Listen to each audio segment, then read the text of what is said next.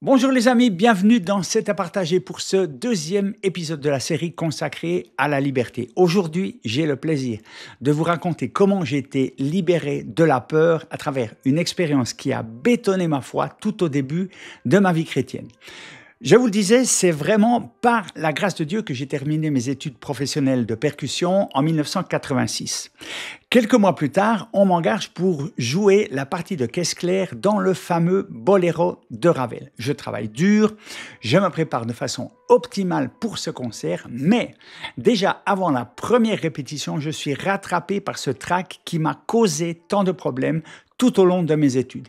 Il faut savoir que pour exécuter cette partition, il faut une maîtrise chirurgicale de tes baguettes et je me retrouve avec un tremblement incontrôlable des deux mains. Je suis dans l'impasse totale. De plus, dans cette œuvre, le percussionniste est le soliste principal. Sur le devant de la scène, tu te trouves à la gauche du chef, tu démarres tout seul, pianissimo, avec les regards de centaines de personne posée sur toi. Et je suis complètement paniqué, je prie en demandant l'aide du Seigneur. On m'a dit que Dieu parle à travers sa parole, la Bible, alors je l'ouvre au hasard en demandant à Dieu qu'il me parle. Je pose mon doigt et je tombe sur un passage de Ésaïe au chapitre 14, verset 2. « Ils domineront sur leurs oppresseurs. » Je ne suis pas plus avancé qu'avant. Comment cette phrase écrite par un prophète il y a plus de 2000 ans pourrait-elle m'aider dans ma situation? Et je réfléchis. Et si cette phrase était simplement la réponse de Dieu à ma question? Si Dieu me disait à travers ces mots, tu domineras sur ton oppresseur, vas-y. Et là, je comprends que je suis devant un choix. Le choix de croire ou pas que ces paroles viennent de Dieu. La foi, par définition, c'est de croire ce que l'on ne voit pas. Je vais donc choisir de croire que cette phrase m'a été donnée par Dieu comme une promesse qu'il m'appartient de saisir. Sauf que ce n'est pas une formule magique. La promesse n'est pas le miracle, elle est le matériau qui va me permettre de construire ce miracle. Je saisis donc cette promesse et je la proclame comme si je l'avais déjà reçue. Et à partir de ce moment, un combat s'engage dans mes pensées. C'est le combat qui oppose la foi à la raison, l'invisible au visible, la vérité divine à la réalité des circonstances. La première répétition arrive, mes mains tremblent juste avant le premier coup de baguette. Et dès le moment où je démarre, ça se calme. Je réussis cette première étape.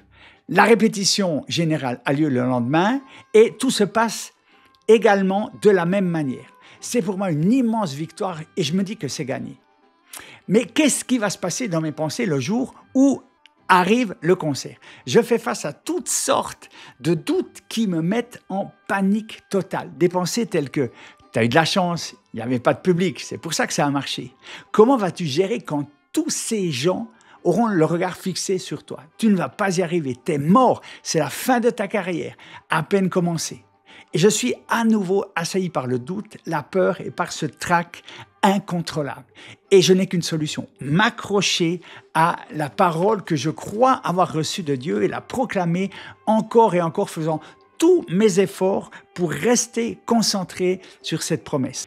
C'est le combat entre la réalité que je vis et que je ressens et ce que j'ai choisi de croire comme étant la vérité, tout en sachant que je ne la vis pas et que je la ressens encore moins. Le moment du concert arrive, mes mains tremblent, elles vont trembler jusqu'au dernier moment, juste avant que le chef d'orchestre se tourne vers moi, lève sa baguette pour me donner le signal du départ. Et jusqu'à ce moment-là, je proclame avec force cette promesse dans ma tête, je dominerai sur mes ennemis. Et les tremblements s'arrêtent au moment où je vais donner le premier coup de baguette. Il y a 4064 coups dans cette partition. Je les exécute à la perfection. Le concert à peine terminé, je trouve un endroit isolé, je me mets à genoux et en larmes, je remercie Dieu pour le miracle que je viens de vivre.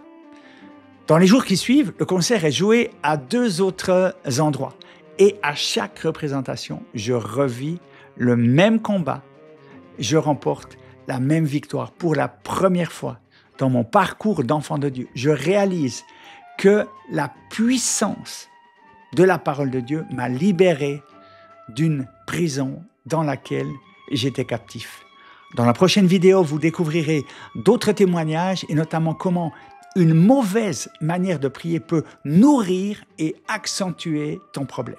C'est extrêmement important d'éviter ce piège. En attendant, merci de laisser vos réactions et surtout vos questions dans les commentaires. Je ne manquerai pas d'y répondre. Prenez bien soin de vous, que Dieu vous bénisse et à très bientôt dans C'est à partager. Bye bye les amis.